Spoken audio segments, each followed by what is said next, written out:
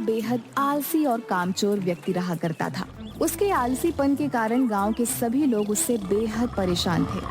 वह सारा दिन पड़े पड़े बस ऊंचे ऊंचे सपने देखा करता था।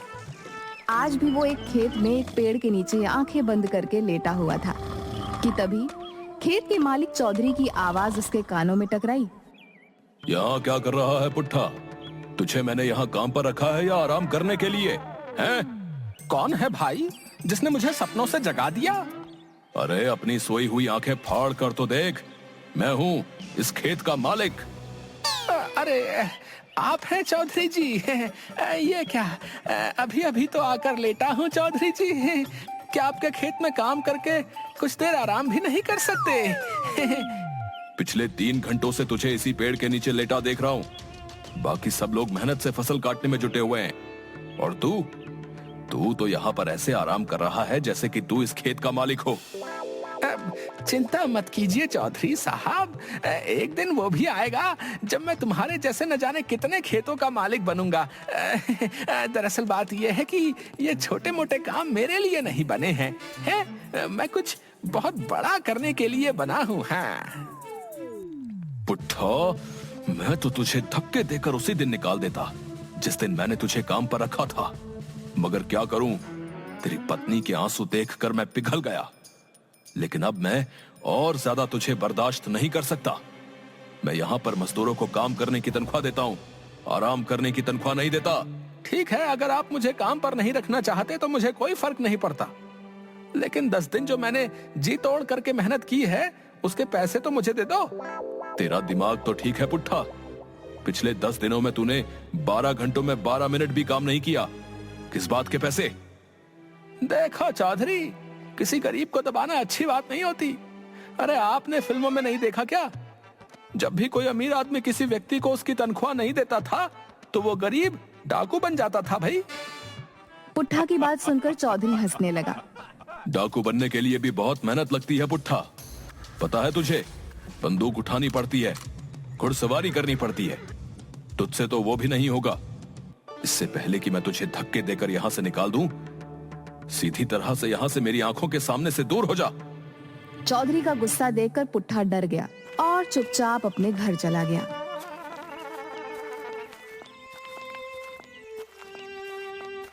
दोपहर के वक्त पुट्ठा को घर पर देखकर उसकी पत्नी शर्मिली को गुस्सा आ गया।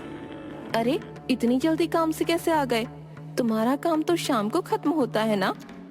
चौधरी ने मुझे काम से निकाल दिया। काम से निकाल दिया? लेकिन क्यों? अरे मैं उसके खेतों में 10 मजदूरों के बराबर जी तोड़ मेहनत करके काम कर रहा था।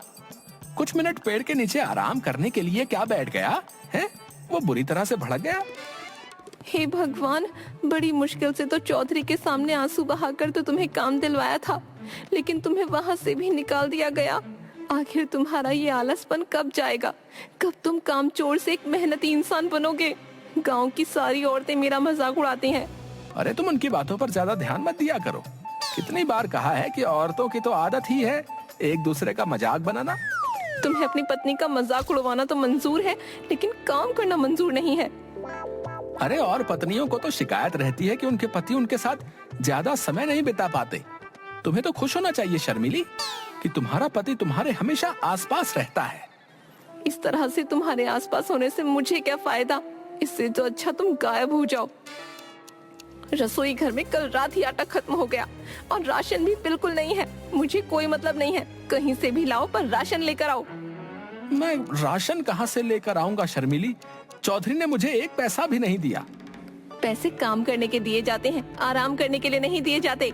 जो भी हो, मैं तुम्हें काम पर लगवाते लगवाते तंग आ चुकी हूँ।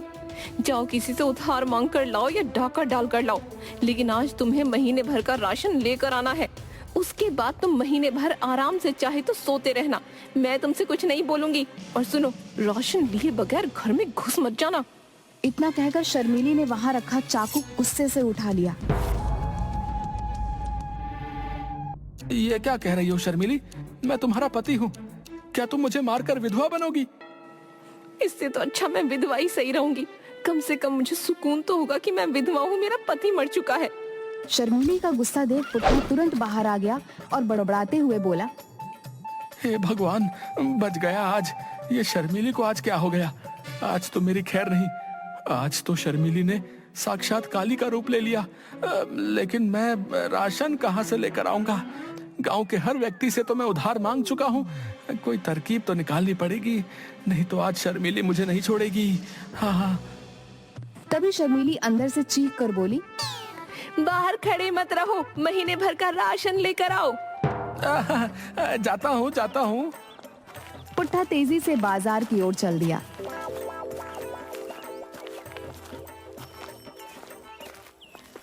मगर कुछ ही दूर जाकर वह थक गया।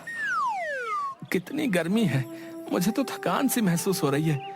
एक काम करता हूँ, किसी पेड़ की छाया में बैठकर थोड़ा आराम कर लेता हूँ। हाँ, और वहीं बैठकर कुछ सोचता हूँ कि ये राशन पानी का जुगाड़ कहाँ से किया जाए। पुट्ठा एक पेड़ के नीचे जाकर आंख बंद करके लेट गया। तभी उसके कानों में किसी साधु की कड़कदार आवाज टकराई।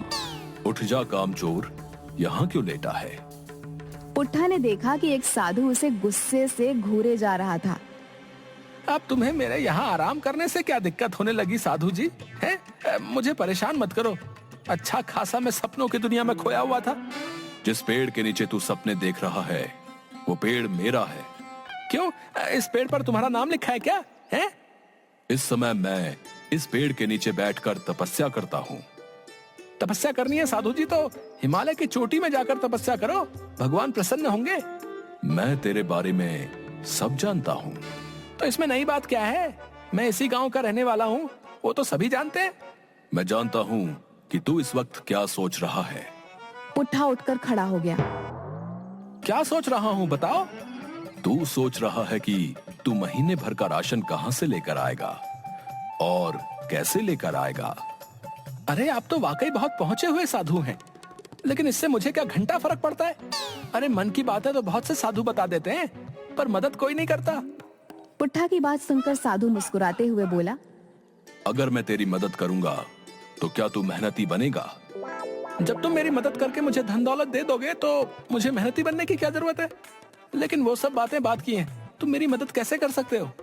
पुट्ठा की बात सुनकर साधु ने अपना हाथ हवा में घुमाया कि अचानक एक मुर्गी साधु के हाथ में आ गई। अरे साधु जी, आप तो जादूगर भी मालूम होते हो। ये जादू नहीं मूर्ख, सिद्धि है। तुझ जैसा आम इंसान नहीं समझेगा। अब मेरी बात को ध्यान से सुन। इस मुर्गी को अपने घर ले जा। क्या साधु जी हैं? इस मुर्गी का भला मैं अचार डालूंगा? अरे मैं और मेरी पत्नी तो शाकाहारी हैं। मूर्ख व्यक्ति, पहले मेरी बात तो पूरी सुन। ये मुर्गी रोज एक अंडा देगी। समझ गया साधु महाराज, आगे बोलने की जरूरत नहीं है। और मैं उस अंडे को बाजार में बेच दूं?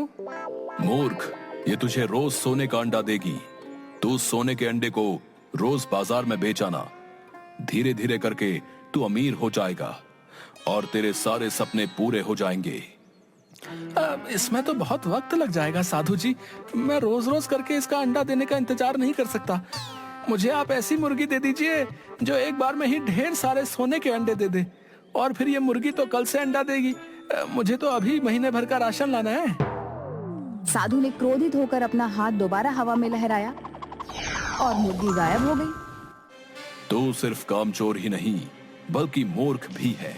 अब जो भी हो साधु जी, मुझे तो तुरंत अमीर बनना है। साधु ने अपना हाथ फिर से लहराया कि तभी उसके हाथों में एक कुल्हाड़ी आ गई। ये ले, इस कुल्हाड़ी को अपने साथ लेकर जा।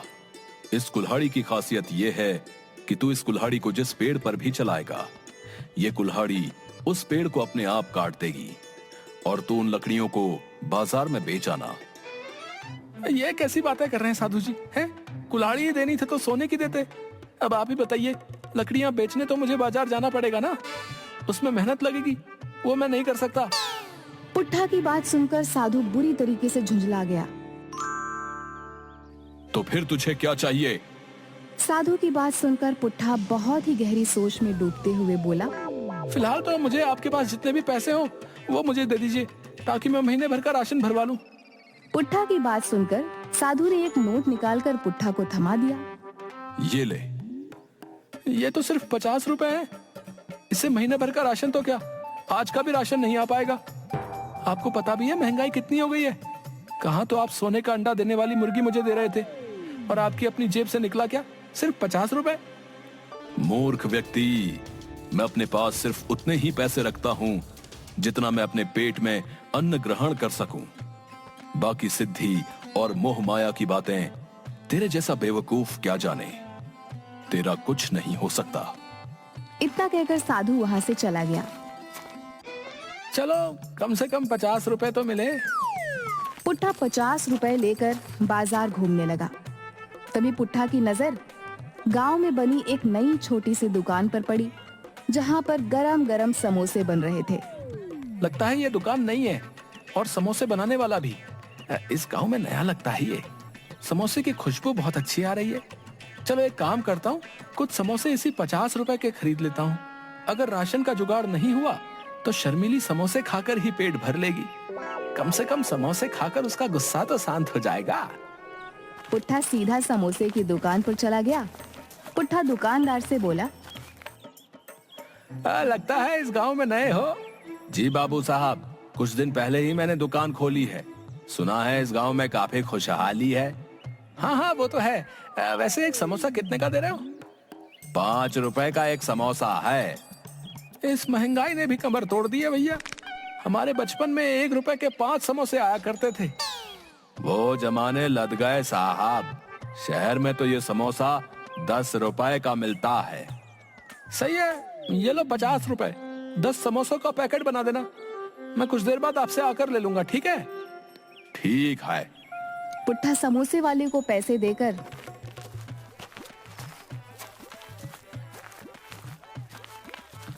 बाजार में इधर उधर नजरें दौड़ाने लगा। तभी उसकी नजर एक राशन की दुकान पर पड़ी। पुट्ठा उस दुकान में घुस गया। ये लो झोला और महीने भर का राशन भर दो, और पैसे हिसाब में लिख लेना। मैं अगले महीने दे दूंगा, ठीक है? तेरा दिमाग तो ठीक है पुट्ठा, हैं? अबे तूने तो पिछली उधारी ही नहीं चुकाई। पिछले 6 महीने से तू मुझसे यही कह रहा है कि कल दे दूंगा, कल दे दूंगा। मेरे पैसे देना तो दूर, तू उल्टा उधार मांगने वाला चला आया। भाग यहाँ से। अरे अगर राशन नहीं देना तो अकड़ क्यों रहे हो भैया? हैं? आपको किसी गरीब की बेइज्जती करते हुए शर्म नहीं आती? अबे तू पिछला उधार दिया नहीं और नया उधार मांगने और आ गया। तेरी आरती उतारू क्या है बे? देख पुट्ठा, मैं तुझे 1 रुपए का भी उधार नहीं देने वाला। सबसे पहले पिछली उधारी चुका, और उसके बाद जो भी सामान खरीदना है नगद खरीद। तभी दुकानदार के पास उसका नौकर भोला आ गया। दुकानदार भोला से बोला, अरे भोला, वो जो समोसे वाला है, उससे तू मेरी पत्नी का हार छुड़वा आया क्या? हाँ साहब, मैंने उसे पूरे पैसे दे दिए। भोला की बात सुनकर पुट्ठा सोच में पड़ गया। उसने आंखों के इशारे से भोला को अपनी ओर बुलाया। इतनी बड़ी राशन की दुकान का मालिक होकर इसने उस समोसे वाले को अपनी पत्नी का हार क्यों दे दिया? अरे वो समोसे वाला जो है ना, समोसे के साथ साथ ब्याज का भी काम करता है। मालिक को पैसों की जरूरत थी, तो उन्होंने अपनी पत्नी का हार समोसे वाले के यहाँ गिरवी रख दिया। आज पैसे देकर वो हार छुड़वा लिया। तभी पुट्ठा के दिमाग में एक विचार आया।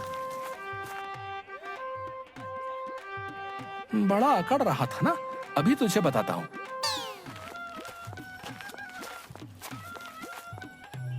पिछली उधारी कितनी थी मेरे ऊपर? सब मिलाकर पूरे 5000 रुपए। मैं जानता था तुम मुझे उधार नहीं दोगे, इसीलिए मैं अपनी पत्नी की अंगूठी चुपके से ले आया था, और मैंने उसे 10,000 रुपए में समोसे वाले के पास गिरवी रख दिया था। तुम एक काम करो, पूरे 5,000 रुपए का राशन मुझे दे दो, और अपने नौकर भोला को मेरे साथ समोसे वाले के यहाँ भेज दो। मैं समोसे वाले से पैसे दिलवा लूंगा। पुट्ठा की बात सुनकर दुकानदार सोच में पड़ गया। तेरी बीवी के पास सोने की अंगूठी कहाँ से आई बे? अरे मैं कामचोर हूँ, लेकिन मेरी बीवी अच्छे परिवार की है। उस बेचारी को तो पता भी नहीं है कि मैंने उसकी अंगूठी गिरवी रख दी है। दुकानदार ने पुट्ठा की बात पर यकीन कर लिया और पूरे 5,000 का राशन उसे दे दिया और भोला को पुट्ठा के साथ भेज दिया। पुट्ठा उस समोसे वाले से दूर जाकर खड़ा होकर बोला, अरे समोसे वाले भैया। जी भैया। वो 10 का पैकेट तुम भोला को दे देना। ठीक है भैया। भोला ने समझा कि पुट्ठा 10,000 रुपए की बात कर रहा है। पुट्ठा भोला से बोला, 10 का पैकेट ले अपने मालिक के मुंह पर मार देना।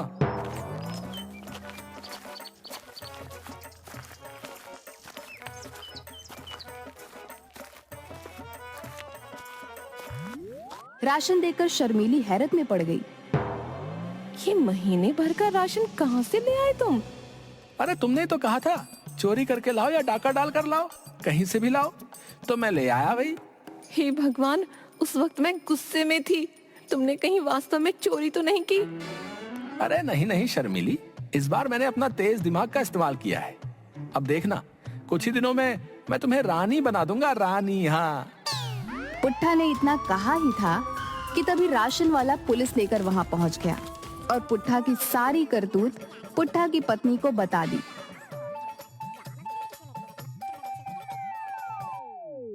रे लोगों को बेवकूफ बनाता है बे। चल थाने ले जाकर तेरी वो पिटाई करूंगा कि तू लोगों को बेवकूफ बनाना भूल जाएगा। मुझे माफ कर दो थानेदार साहब, मैं आइंदा ऐसी हरकत नहीं करूंगा। रे तू माफी के लायक नहीं है, तू एक शातिर ठग है। फिल्मी स्टाइल में लोगों से ठगी करता है। जरूर तूने राजू चाचा मूवी देखी होगी। न, मैंने ऐसी कोई फिल्म नहीं देखी थानेदार साहब। अबे अगर ऐसी कोई मूवी नहीं देखी तो फिर उसी